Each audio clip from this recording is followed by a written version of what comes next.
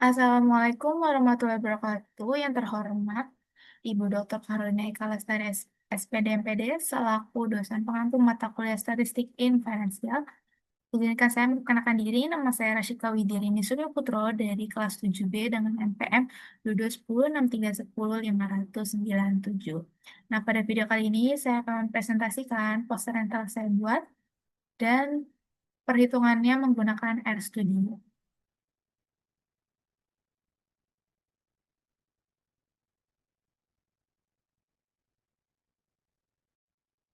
Nah, ini ada poster yang telah saya buat dengan judul Analisis Perbedaan Jumlah Penumpang pada Penerbangan Domestik di Bandara Soekarno-Hatta akibat pandemi COVID-19.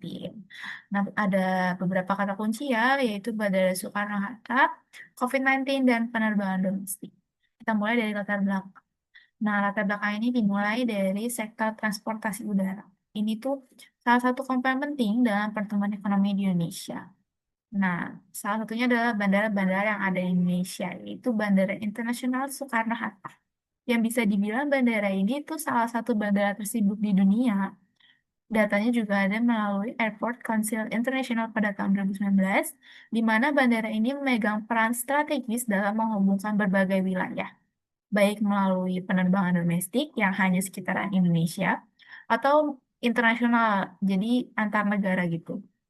Sehingga banyaknya jumlah penumpang yang dilayani di bandara ini pun mampu menunjukkan bahwa bandara ini tuh berperan penting dalam pergerakan masyarakat ataupun kegiatan ekonomi di sana.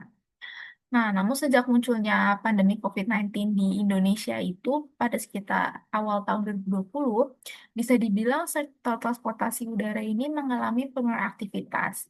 Hal ini karena pemerintah Indonesia itu menerapkan berbagai kebijakan baru kayak PSBB. Terus kalau kita misalnya mau menaik naik pesawat tuh butuh syarat dokumen kesehatan, entah vaksin 123 atau apapun itu. Lalu terdapat juga penghentian sementara sejumlah rute penerbangan. Jadi itu bisa berkurang jumlah penerbangan tiap harinya. Nah, kebijakan itu tuh menyebabkan penurunan jumlah penumpang yang drastis sejak semester pertama tahun 2020. Salah satunya pada penerbangan domestik ini. Oleh karena itu, penelitian ini dilakukan untuk mengetahui apakah terdapat perbedaan antara jumlah penumpang pesawat penerbangan domestik sebelum dan saat COVID-19. Sehingga tujuan pada penelitian saya adalah menganalisis perbedaan jumlah penumpang pada penerbangan domestik di Bandara Soekarno-Hatta akibat pandemi COVID-19. Nah, kita masuk ke metode. Nah, di metode sendiri menggunakan pendekatan kuantitatif dengan metode penelitian ex post facto kausal komparatif. Nah, kenapa? Karena data yang saya peroleh ini adalah data yang sudah ada, sehingga dia masuk ke ex post facto, dan saya hanya meneliti perbedaan, bukan sebab akibat, sehingga masuk ke dalam kausal komparatif. Nah, tentu saja variabel pada penelitian ini adalah jumlah penumpang berangkat pada penerbangan domestik di Bandara Soekarno-Hatta tahun 2019 dan variabel ini itu tahun 2021. Oleh karena itu, karena variabelnya adalah jumlah penumpang, otomatis skala pengukurannya itu adalah skala rasio. Karena jumlah penumpang ini kan ketika sudah mencapai nilai angka 0 itu tuh benar-benar artinya nggak ada penumpang. Jadi memang ada nilainya gitu, 0. Terus teknik pengumpulan data ini saya menggunakan data dari BPS atau Badan Pusat Statistik dengan mengakses situs resminya. Jadi, situs resminya itu seperti ini tampilannya. Nah, seperti ini. Nah, saya memilih tahun 2019 dan 2021. Seperti itu. Selanjutnya, nah, teknik analisis data ini saya menggunakan uji normalitas dan uji T2 sampel dependent, di mana untuk perhitungannya menggunakan RStudio, sehingga ada beberapa asumsi yang saya nyatakan dalam pengujian ini, yaitu data memiliki skala pengukuran rasio, datanya di datanya merupakan dua sampel dependen, data sampelnya acak, serta rata-rata beda dua sampel dependen ini berdistribusi normal. Sehingga terdapat hipotesis penelitiannya itu terdapat perbedaan signifikan antara jumlah penumpang berangkat pada penerbangan domestik di Bandara Soekarno-Hatta pada tahun 2019 dan 2021. Ini ada hipotesis statistiknya. Dan terlihat pada gambar satu itu ada flowchart. Jadi kita kita mulai, lalu ada sebuah data itu kita hitung data bedanya. Yang di sini maksudnya adalah mu D. Jadi mu D ini kan mu satu dikurang mu 2, di mana mu satu ini rata-rata data tahun 2019 dan mu 2-nya itu rata-rata pada data pada tahun 2021. Nanti akan kita lakukan uji normalitas ketika datanya berdistribusi tidak normal itu masuk ke non parametrik. Tapi kalau berdistribusi normal kita lanjut ke apakah simpangan baku populasi diketahui atau tidak. Nah, kalau tidak diketahui kita masuk ke uji T. Kalau diketahui kita masuk ke uji Z yang semuanya akan berakhir pada selesai.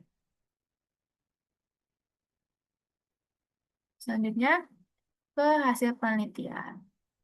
Nah, hasil penelitian ini berdasarkan data yang diperoleh itu, saya menggunakan uji normalitas Shapiro-Wilk karena datanya itu kan kurang dari 50. Dihitung menggunakan RStudio. Nah, ini diperoleh nilai p-value-nya 0,0614, di mana p-value-nya ini lebih besar dari 0,05, sehingga H0 tidak ditolak, yang artinya data rata-rata beda dua sampel ini termasuk ke dalam data berdistribusi normal. Karena datanya berdistribusi normal dan tidak diketahui simpangan baku populasinya, uji yang selanjutnya akan saya pakai adalah uji T dua sampel dependent menggunakan RStudio juga. Nah, setelah dihitung itu diketahui ada T ini nilai statistik ujinya, DF-nya 11, p-value-nya, terus ini ada rata-rata beda dua, dua data itu. Nah, ini kita fokus kepada p-value-nya. Ini sebenarnya p-value-nya itu adalah 1,222 dikali 10 pangkat min 7.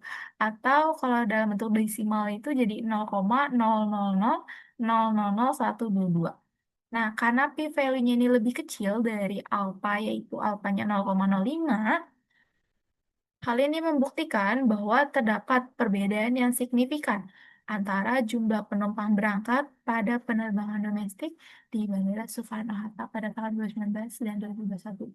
Sehingga mengarah pada kesimpulan, pada taraf kepercayaan 95% terdapat cukup bukti untuk menolak H0 dan mendukung klaim bahwa terdapat perbedaan yang signifikan secara statistik antara jumlah penumpang berangkat pada penerbangan domestik di Bandara Soekarno-Hatta pada tahun 2019 dan 2021.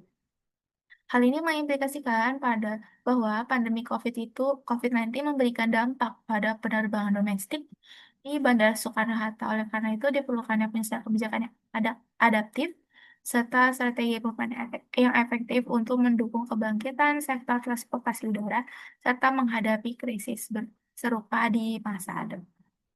Nah, ini ada referensinya. Karena kita sudah menjelaskan tentang poster, saya akan lanjut ke tahap perhitungannya. Di sini saya menggunakan RStudio.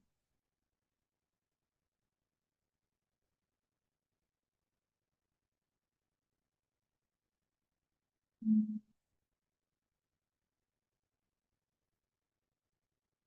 Ini bisa, ini kan sudah terlihat ya RStudio-nya.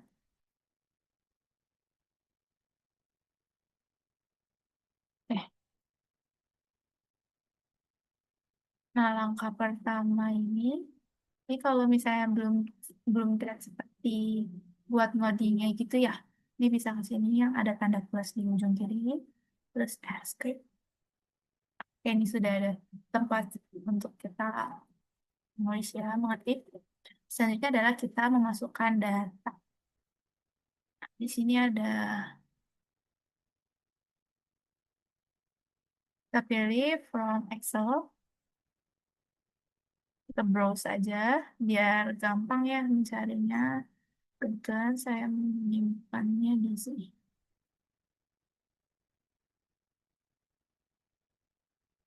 Jadi datanya harus dalam bentuk Excel. Nah, di sini sebenarnya ada data 2019-nya, ini tahun 2021 jumlah penumpang. Nah, bedanya itu adalah kita menghitung di Excel data 2019 dikurang 2021 sehingga diperoleh nih data-data ini. Oke, selanjutnya adalah setiap data kita ubah ke numerik.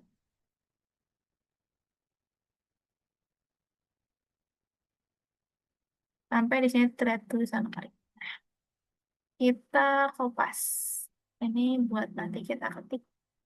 Jadi nggak perlu kita ketik ulang, terus kita import. Nah, ini kan udah muncul ya. Sekarang kita harus ngerunning biar nanti datanya itu dibaca.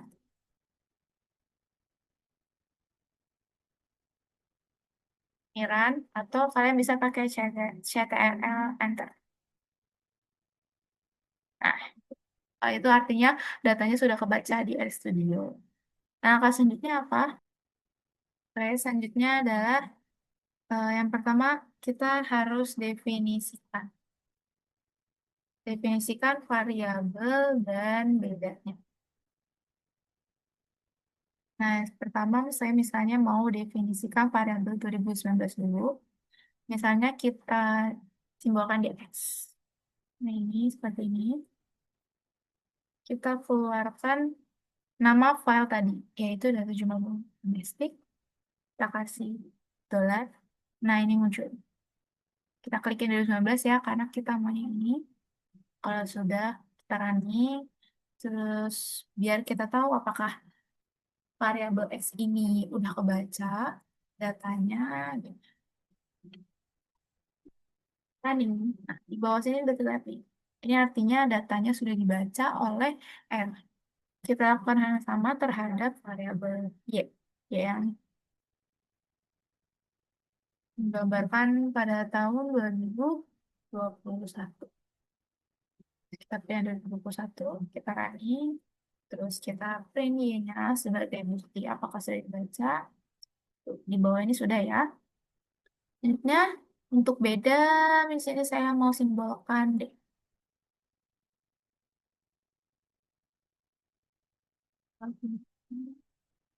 Bulan, beda. Kita running, terus kita print nih.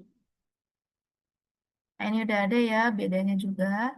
Oke, kita sudah mendefinisikan variabel-variabelnya. Sekarang kita uji normalitas. Nah, karena datanya di sini kurang dari 50, saya kan pakai Sapiro-Wheel ya. Nah, Sapiro-Wheel itu ada di library stats.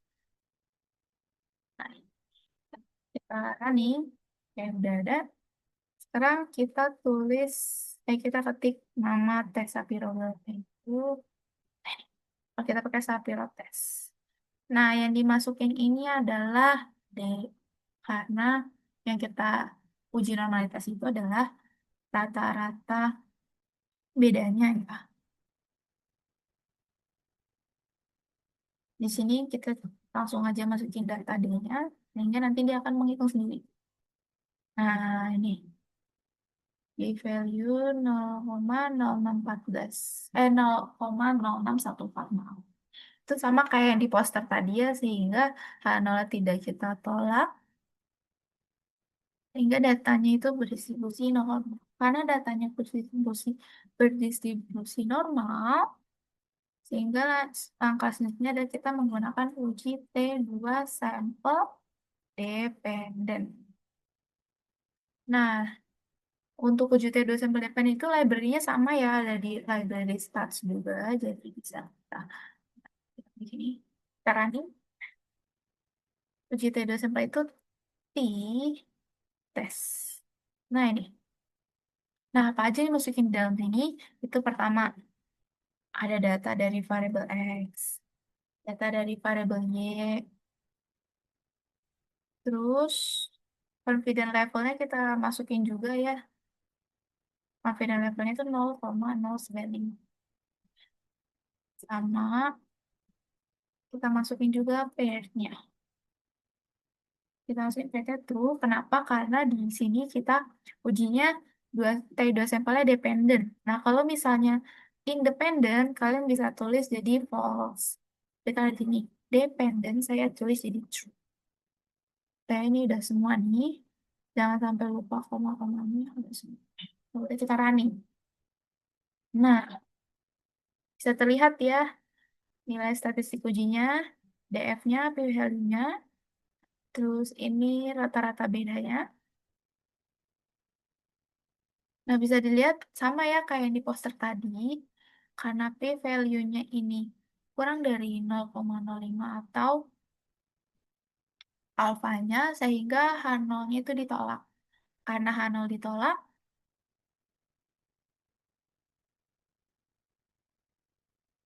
kita